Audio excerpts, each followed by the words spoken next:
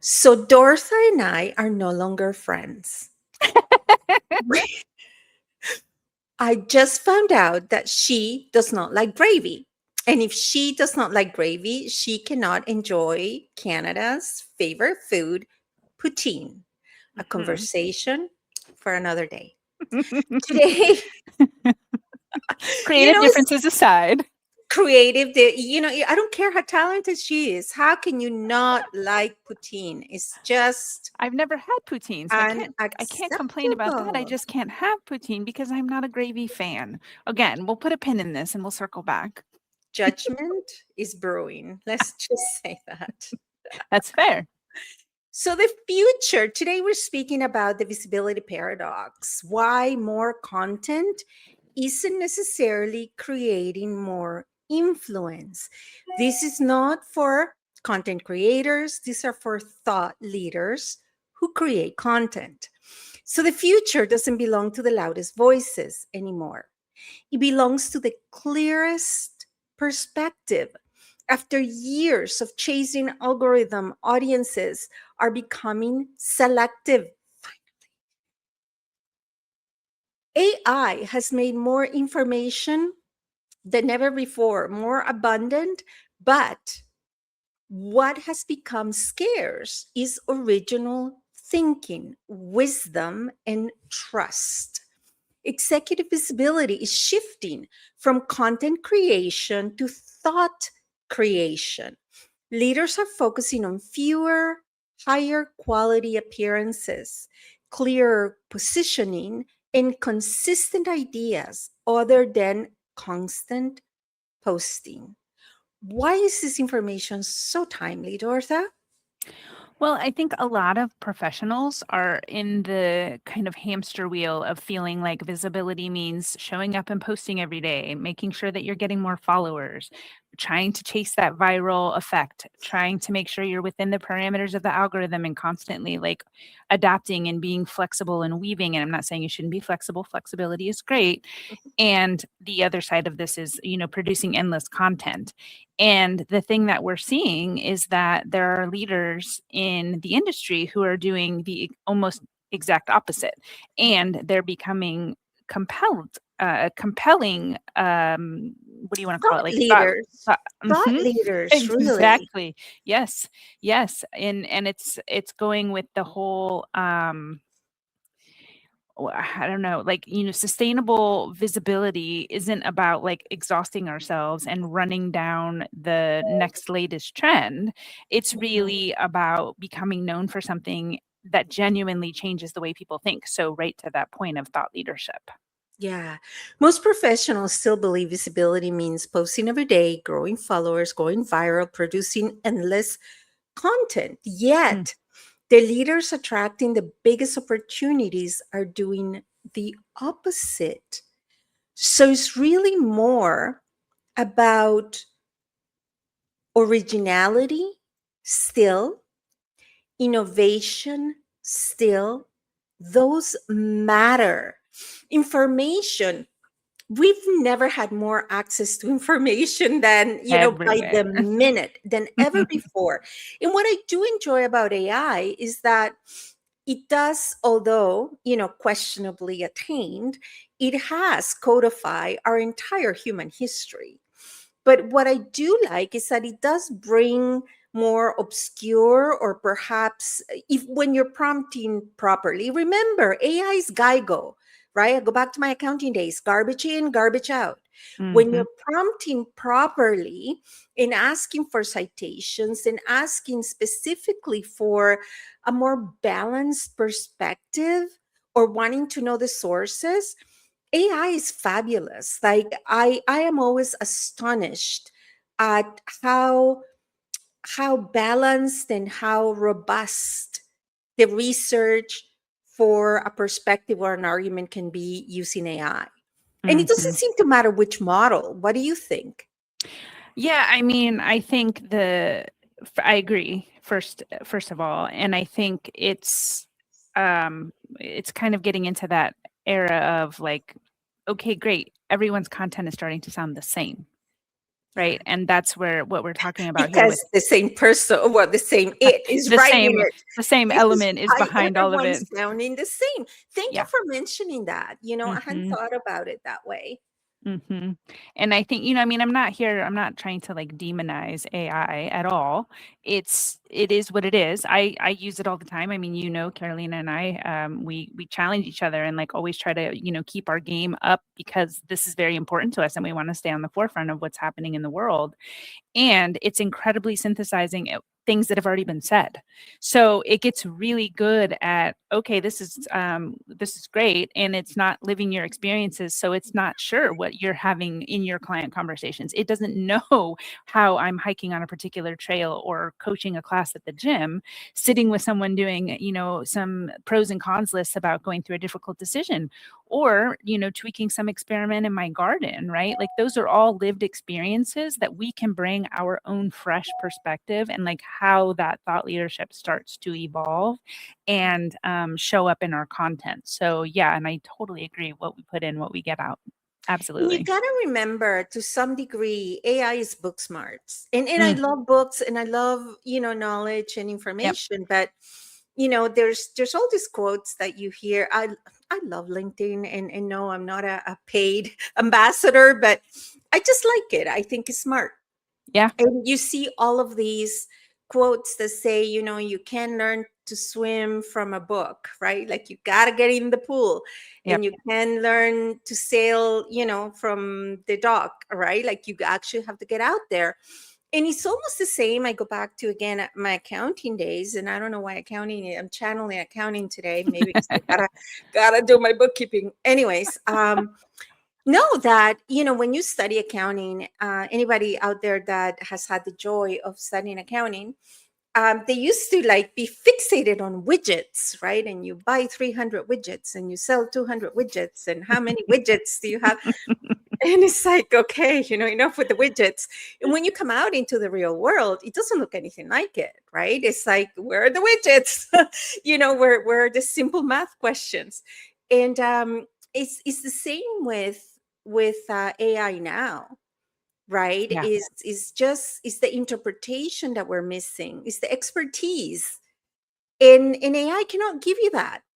Hmm. It cannot That's right. give you that. That is something that you learn, you earn your stripes. Hmm. You put in, yeah, it's your flavor, right? Like it's like you might get the vanilla ice cream, but your take on it is the topping that goes on top of it That's to right. And your that's the whole. differentiator. We go back Mhm. to like, and I love, and it happens that we represent, all of our mentor experts are professional thought leaders, like professional corporations. So they are traditional careers that people think they know, right? Like a lawyer, a real estate lawyer. Yeah. People think they know, like at least you understand. You don't have to explain the product. Yeah. But what matters, what brings about the differentiator between one real estate lawyer and the next real estate lawyer is their thought leadership. Mhm. What are their experiences? What is their niche? What are they known for? Because Yep. you, as the public, really could not tell who's a good real estate lawyer or who's a bad one until something goes bad. That's right. Right? Like, you don't know. Yeah. It's the same with your taxes. When you hire your accountant to do your taxes, do you really know? Unless you have another accountant double check the work, you wouldn't know. That's So right. when it comes to following, which I really dislike the word, I really don't like the word followers, to be quite honest. I'm Sounds much like like, mhm. LinkedIn uses connections and Mhm. Facebook uses friends, but it's still the concept of who's following your brand, right? Yep. But it's really, what community are you building, Yeah. right? Under your stewardship. Like you, for example, let's take you, gravy Mhm. aside. Gravy aside. Gravy aside, yeah, I'm still processing that. I'm like a little You have traumatized, to be questions. quite I honest. know. I have judgment. I'm beyond questions on this one. Can't drop a gravy bomb like that before a recording. Seriously. Anyways, you do the somatic healing and you do automation, but very few people combine both. Is Yep. that fusion, Yep. right? And that's what sets you apart. If you were to compare one automation specialist and chaos specialist, delegation specialist Mhm. to the next, well, what sets them apart Yeah. is that extra that Mhm. resonates with you, That's right. right? That their Yeah. alignment. If someone doesn't believe in somatic healing, if someone doesn't believe in balance, I'm not sure they're your people. Probably not. Just like women, right? Like Yeah. if you don't believe in the empowerment of women, as a personal responsibility, not Mhm.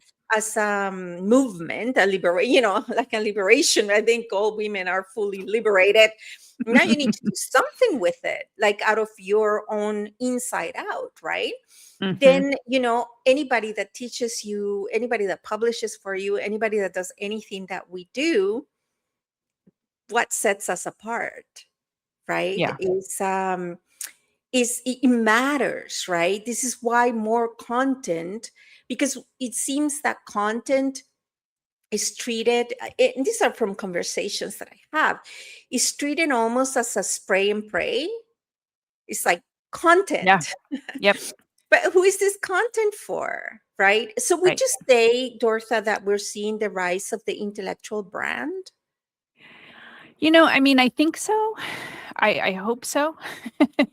Maybe I hope so is more of an accurate answer, and I think, it's kind of that, you know, I mean, I personally have been working on something I'm calling a field guide for paying attention, and it's because I think that's becoming one of, the very valuable skills that any leader can develop, noticing what other people often overlook, and the thing about what we're talking about here is that the tips expire, right? Something that's a tip right now is not going to be relevant necessarily 3 months, 6 months, 2 years down the road. The ability, Everything becomes obsolete so yeah. fast Yeah, now, yeah, yeah, right? exactly, exactly, but the Yeah. ability to notice something, notice patterns, notice whatever, and is not something that goes away, right? That can always be tweaked or applied to a situation moving forward. So same thing what we're talking about here with, being visible and remembered and all the things, like, I think it all kind of ties back to what you're saying about intellectual content. I can't remember the exact word you used. The Intellectual intellectual brands. brand, or the Yes. intellectual influencer, or the Mhm. intellectual innovator, for that Mhm. matter, I right? like it. Mhm. Rather than, Yeah. yeah. Mhm. It's about what you think, how you interpret. Like there's a word that I Yeah. really like, and I can't remember how it entered my, radar, but it became is that of curation.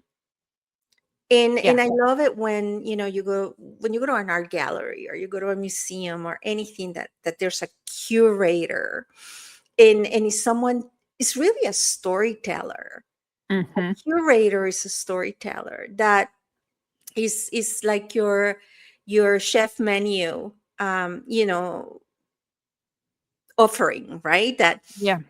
somebody's creating a specific experience for you, and they've done the legwork, they've done the knowledge, they've done the testing, they've done the what works, what doesn't, what's a good trend, what isn't, what worked, what didn't, and they're really bringing their expertise, right? Not just knowledge, not just courses, not just, like you said, tips, but Yeah. really is the curation, what makes this special. And I think that's a really interesting point, and it's something I tie back to an experience we had, in October when we did our trip through the Southwest in the United States. We were on an excursion, on a trip, on a whatever you wanna call it, and we were on Navajo land, and we were brought into, I believe the proper pronunciation is Hogan. We were brought into one of their dwellings, and we were able to sit with 2 of the elders, and they talked to us about the process of, weaving their tapestries, and talked about how they've passed traditions down from family member to family member, and some of the important pieces of cultural things that they had in their own lives, and, like, how they brought them with them, and how they've handed them down, and how they are constantly kind of struggling to keep the younger generation engaged with that same thing because I mean, if you look at the vast wide web, like there's just so much content, so much out there. And here are these people that are trying to keep these traditions and these things in place for future generations to come. And I thought it was very powerful and super, super interesting because it kind of talks to that point you were just mentioning. And it's that immersion, it's that experience, it's that cultural depth. It's not just a, "Oh, hey, like, here's this thing. I heard about it once and it sounded cool, so here, I'm just gonna, like, kinda regurgitate it and change a few words." No, it's like lived experience. It's that, like, real immersion into it's your lifestyle, right? I think that's really that influencer, the intellectual, the lifestyle, all of it coming to kind of a a cohesive piece all Yeah. together. Mhm. And it's not just about age. We Mm-mm. just had a segment, I don't know when it's airing, but we were speaking about multi-generational and intergenerational when it comes to, because of the housing crisis, right? Mhm. And so I asked, because they kept saying, they keep using these words, and I'm like, okay, so what do you mean by it, right? Mhm. Like, and this is where you and I are okay. We'll remain friends simply because we dig deeper. That's Yeah. just in our DNA, right? Yep. So I'm like, well, you keep using this word, but what does it mean, and what does it mean in today's context, right? And one of the things that I really liked about it, and is that because we're in the GTA, the Greater Toronto Area, so and in any major city, the prices of homes are through the roof, and younger kids cannot afford it. So we're seeing Mm. a lot of multi-generational living, like either kids staying at home longer, Yeah. or parents and children, adult parents Yeah. and adult Yeah. children buying properties together, and like Mhm. going almost back, right? Like going Mhm. back to like mid-century, last mid-century, where we see multi generations living together. But the Yeah. part that I liked was that intergenerational, where it's not just logistical like now, but is the generations teaching each other, Mm. right? And even if we Yeah. go back to that mid-century, last century, when we saw a lot of migration, right? Where the young generations, the youngsters, would know the language, right? They would learn Yeah. like the Canadian or the American way. We're North American centric, but it's a global message. They would, learn the language and learn the ways, right? Where in the older generation would teach the younger generation the how to and the why to, Yeah. right? And it's Mhm. that concept that it's not just the elders that have something to teach, right? and That's right. and I love to see that now. I think that is one of the great things about the internet and about social media, is that we're learning from each other, right? Yeah. And the new ways are better perhaps for the new reality, but Yeah. the old ways have survived trends and the span of time, right? Mhm. So is that bringing the the trusted curators, right? that Yeah. can that can help discern where the value is, just like you said about Mm. recognizing trends and such. So about visibility and impact, you speak, and I love that, and I'll turn the mic over to you. um you speak of the magic thousand. Tell us about that when it comes to building your brand. So, it first came to me many years ago, actually, working with a client, helping him during COVID, helped him get to 1,000 subscribers on YouTube. And, it's one of those things that if you hit 1,000 on YouTube, you get that spot of monetization. Mhm. And like that's a lot of what people are chasing on the different platforms across the board, right? They're trying to get that spot where they're a trusted brand, or they're recommended by whatever the platform is. So it's kind of always been around, and the concept is basically that you don't need a gigantic audience, you need the right audience, That's right? right. So I mean, and 1,000 people is kind of where It's a they lot of say the people. sweet. It is a lot of people, but We if you become a little bit jaded where, if a post only reaches like 2,000, it's like, oh, it was a low performing. Like, it's 2,000 people that noticed you in yeah, today's world with so many which is distractions and huge. choices. The fact Yeah, that two people looked at you is be grateful right. and honor that. Yeah. Yeah, I mean, especially I think to that point, Carolina, is when somebody pulls something out of, if you write a longer-ish post and somebody pulls something out of like the middle of your content, and then they make some kind of a very long comment, but they've actually pulled the concept through and they're saying, "Hey, this impacted me and it's really resonating." That right there is like more valuable than having any number really of subscribers, because like think about what that is saying is that has resonance with your audience. So you've really impacted somebody on the other side of the screen. And whether you've worked with them or you haven't, it's just kind of one of those things that is like, okay, cool. My content's actually landing. It's actually doing what I'm hoping when I'm over here typing and creating away, what I'm hoping it does. So I think that the shift has gone really from like more followers, creating more content and growing your audience, to more becoming known for something, that whole thought leadership piece, building trust with that audience, and then really developing that clear intellectual position, which we were talking about, having that intellectual brand, and creating influence, not just attention. You're not like, "Hey, I'm over here, just come notice me." You're actually having that piece that says, "This matters, and Yeah. here's why." And I think that the AI world, having 1,000 people, is exactly the 10 years ago equivalent of having maybe 100,000 who barely like know who you are, right? Yeah. If you have the right 1,000 people that are following you, that are on your email list, wherever they are, they can really be engaged. They can be earning you multi figures a month, right? Like I've heard of people having, Yeah. maybe 800 people on their list and having $10,000 months. So it's really not necessarily, oh, I have 1,000 people. Yeah. It's are those people engaged, and are they doing the things that are And they're are in you your world? bringing thought leadership for the conviction and the passion of it? Yeah. Yeah. Right? It is said that, nothing ever gets done unless there's a maniacal person that won't let go. And if That's right. you have a conviction, if you have a belief system, own your category, own your lane, right? Like, Yeah. find out anything and everything that has to do with that belief system. And as you said, it's about the content, is about finding the alignment with your audience and finding the audience that is looking for the type of solution that you're bringing, because for every Yeah. problem there's a million solutions, right?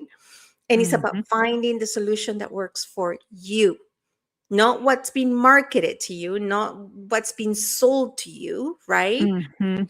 But it's really about what fits with your personality, what fits with your lifestyle, what is sustainable, Yeah. right? Because, if you follow the workout, habits of, I don't know, people that work out 8 hours a day, is it sustainable for you, right? Yeah. There's got to be that reality check. And that's where Mhm. curation comes in. You ought to find people that speak for people like you, Yeah. where you're at now, and they're still helping you, converse that bridge and convert that bridge and have the transformation. But it's really not about selling, and I stay away from that. And it's not that selling is bad. I mean, if you own a business, you ought to sell, right? Like, that's just the premise of it. But the difference is you ought to have sales, not necessarily to sell. Yeah. That's right. because what you attract, you don't pursue. And that's the whole point of finding your people, Hmm. finding the people looking for your solutions. Sorry, go ahead, Dortha. No, I was just gonna say, and I think this is really key where clarity comes in, right? Like when you're crystal clear on all the things that you do, the transformation you provide, the work that you do, it all that is like the light that people are like, ooh, like I have to go investigate and see what that's about. Oh, look, they're on the air. I have to go watch that episode because what you're saying is completely in alignment and it is totally attracting the right people that want to work with you because you're That's their right. person. That's Mhm. right. That's right. So that is lovely. So you know what? Be intentional. So basically, what we're talking about is content has shifted. Be intentional, be clear in write in a manner that yes, it is AI searchable, because you do want the, logarithm Bigfoots to find you and to move you. But I think we're back to organic. I'm Yeah. not sure with the quantity of content in machine recognizing machine. Don't forget that Mhm. the AI recognizes what's been written by AI and what's not original thought. And Yeah. that affects the searchability. Yeah. So that's why it's a paradox, right? It's like, kind of like a circular thing reference. So thank you, everybody. And back to our 1 million woman challenge. Remind you, Dortha has her fabulous quiz, which we will put the link below, about how to delegate. What kind of delegator are you? Mm. And we are now offering our Party of One from Coping to Choosing book for free. All you got to do is request one. So, thank you, everybody. And remember, 20 years from now, which might as well be 200 the way at the rate we're going, or 2 years from now, either way, what ideas do you want people to remember you for? Have a lovely day. Until next time. Thank you, Dortha. Bye. Thank you.